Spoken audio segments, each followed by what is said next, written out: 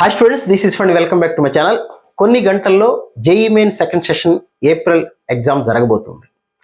So students సంవత్సరాల నుంచి కష్టపడుతున్నారు. కొంతమంది 8th క్లాస్ నుంచి, 9th నుంచి, లేకపోతే ఇంటర్మీడియట్ నుంచి మినిమం 2 సంవత్సరాల నుంచి కష్టపడుతున్న స్టూడెంట్స్ ఉన్నారు. అలాగే పేరెంట్స్ ఎన్నో సంవత్సరాల నుంచి కలలుగంటున్నారు. వాటన్నిటికీ ఒక అందమైన రూపం ఫైనల్గా మనకు రాబోతుంది సెకండ్ సెషన్ అనేది. ఈ ఎగ్జామ్ డే రోజున మన మైండ్ సెట్ ఎలా ఉండాలి, మన ప్లానింగ్ ఎలా ఉండాలి, మన ఎగ్జిక్యూషన్ ఎలా ఉండాలి అనేది ఈ వీడియోలో మీతో నేను డిస్కస్ చేస్తాను. ఇది మీకు మోరల్గా సపోర్ట్ చేయడం కోసం మాత్రమే ఈ వీడియో. మీకు ధైర్యాన్ని ఇవ్వటం కోసం, మీకు నమ్మకం ఇవ్వటం కోసం, మీరు బాగా చేయగలరు అని మీతో పాటు నేను కూడా నమ్ముతూ ఉన్నాను. కాబట్టి మిమ్మల్ని ఎగ్జామినేషన్ హాల్కి ధైర్యంగా, కాన్ఫిడెంట్గా నడిపించడం, ఎగ్జామినేషన్ హాల్లో ఆ క్వశ్చన్స్ని మీరు ధైర్యంగా అటెంప్ట్ చేయగలిగేలాగా చేయటం మాత్రమే నా బాధ్యతగా భావిస్తూ ఈ వీడియో అయితే చేస్తున్నా. సో స్టూడెంట్స్, మీరు గుర్తుపెట్టుకోండి, మీ కళ, ఇది మీ జీవితం. మీరు ఎంత అందంగా ఎప్పటి నుంచో ప్లాన్ చేసుకుని ఉంటారు, ఎప్పటి నుంచో ప్రిపేర్ అవుతూ ఉంటారు. ఈ ప్లానింగ్ని, ప్రిపరేషన్ని కలిపి మీరు ఎంత గొప్పగా ఎగ్జిక్యూట్ చేయగలరో ఎగ్జామినేషన్ హాల్లో, that is nothing but result. మనం ఎంత బాగా కష్టపడ్డా, ఎంత బాగా అద్భుతమైన ప్లాన్లు వేసుకున్నా, ఎగ్జామినేషన్ హాల్లో భయం వల్ల, లేకపోతే రకరకాల కారణాల వల్ల మనం ఎగ్జిక్యూట్ చేయలేకపోతే, ఒక ర్యాంకు రాకపోతే కష్టపడిన వాడు చాలా బాధపడతాడు. రకరకాల కారణాలు. ఎందుకంటే కొంతమంది ఫస్ట్ డే రోజున ఫస్ట్ షిఫ్ట్ రాసిన స్టూడెంట్స్ పేపర్ ఎలా వస్తుందో తెలియక ఒక రకమైన భయం ఉంటుంది, సహజంగా ఉంటుంది. కానీ దాన్ని మనం ఓవర్కమ్ చేయగలగాలి. కష్టాలు వచ్చినప్పుడు ఎదురు నిలిచేవాడు, అలా వచ్చినప్పుడు తల వంచుకుంటాం. తల దించుకోలేదు కదా, తల వంచితేనే మనకి సక్సెస్. సో స్టూడెంట్స్ కూడా మీరు గుర్తుపెట్టుకోండి, ఎగ్జామినేషన్ హాల్కి వెళ్ళేటప్పుడే ముందు నుంచే నేను ప్రతిసారి చెప్పే మాట, ఇది జేఈఈ ఎగ్జామ్. డెఫినెట్గా టఫ్గానే ఉంటుంది. మనం అనుకున్నంత ఈజీగా ఉండవు, మనకు వచ్చిన క్వశ్చన్సే అక్కడ ఉండవు. కానీ మనకి తెలిసిన క్వశ్చన్స్ ఉంటాయి. ఒక 12 నుంచి 15 క్వశ్చన్స్ డెఫినెట్గా ప్రతి సబ్జెక్ట్లో మనకు తెలిసిన క్వశ్చన్స్ ఉంటాయి. అవి ఎక్కడున్నాయో వెతకగలగాలి, వాటిని విత్ ఇన్ ద టైంలో చేయగలగాలి. అలాని స్పీడ్ పనికిరాదు. 4 minutes ఒక క్వశ్చన్ చేసినా కూడా మీకు 180 మార్క్స్ తెచ్చుకునేటువంటి అవకాశం ఉంది. కాబట్టి స్టూడెంట్స్, ఒక ఆర్డర్, మీరు ఏదైతే మార్క్ టెస్ట్లో ఫాలో అవుతున్నారో అదే ఆర్డర్ ఫాలో అవ్వండి.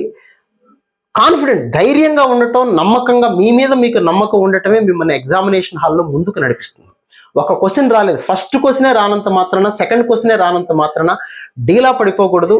పేపర్ కష్టంగా ఉన్నది అంటే, ఒక క్వశ్చన్ మనకు రాలేదు అంటే దేశంలో ఇంకెవ్వడికి రాదు అనేటువంటి యాటిట్యూడ్తో ముందుకెళ్ళాలి తప్ప, మీరు డల్ అయిపోయారు అంటే ఒకడికి అవకాశం ఇచ్చినట్టే, మీ వెనక ఉన్నవాడిని ముందుకు మీరు చేజేతిలో ముందుకు పంపించినట్టే. కాబట్టి ఇది కాంపిటేటివ్ ఎగ్జామ్. కాబట్టి మీరెంత కాంపిటేటివ్ స్పిరిట్, ఆటలు చూస్తూ ఉంటారు, ఆటల్లో ఎంత స్పోర్టివ్గా ఉంటారో మీకు తెలుసు. సో ఒక క్వశ్చన్ రానంత మాత్రాన మనకేదో ర్యాంక్ వెనక పడిపోయిన భావన కాకుండా, నేను చెయ్యలేను అని భావన కాకుండా, చెయ్యగలను, ఐ కెన్ అని ముందుకు వెళ్ళగలిగితే ఎగ్జామ్ డే మీదే, ఈ రోజు నాది అనుకొని ధైర్యంగా వెళ్ళండి. పేపర్లో టఫ్గా ఉంటాయి, మెంటల్గా ఫిక్స్ అయిపోండి. ఎంత కరెక్ట్గా తక్కువ తప్పులు చేయగలిగితే అంత మంచి రిజల్ట్ వస్తుంది. జనవరి సెషన్లో ర్యాంక్ కోల్పోయిన స్టూడెంట్స్లో 90% నెగిటివ్ మార్కులు చేశాను కాబట్టే నాకు చాలా తక్కువ పర్సెంటేజ్ వచ్చింది ఫీల్ అయ్యేవాళ్ళు 90% స్టూడెంట్స్ ఉంటారు. అది తగ్గించుకోండి. 90ని కనీసం 80, 70కి తగ్గించుకోగలిగితే డెఫినెట్గా తప్పులు తగ్గించుకున్న వాళ్ళే ముందుకెళ్తారు. కాబట్టి స్టూడెంట్స్ అందరూ కూడా ఎగ్జామ్కి వెళ్లే ముందే మెంటల్గా ఫిక్స్ అయిపోండి, ఇది టఫ్ పేపర్. పేరెంట్స్ కూడా అంతే, ఇది టఫ్గానే ఉంటుంది. ఈ ఐఐటి ఎగ్జామ్ టఫ్గానే ఉంటుంది. తెలుసుకొని ధైర్యంగా ముందుకెళ్ళగలగాలి. ఎగ్జామినేషన్లో ఫస్ట్ కెమిస్ట్రీ రాయండి, 45 to 50 minutes వచ్చిన 1 hour పట్టినా రాయండి, అది స్కోరింగ్. ఫిజిక్స్ అది కూడా అంతే. గత 3-4 సంవత్సరాలుగా ఫిజిక్స్ పేపర్ కూడా కొంత బెటర్గానే వస్తుంది. కాబట్టి ఖచ్చితంగా మీరు చేయగలరు.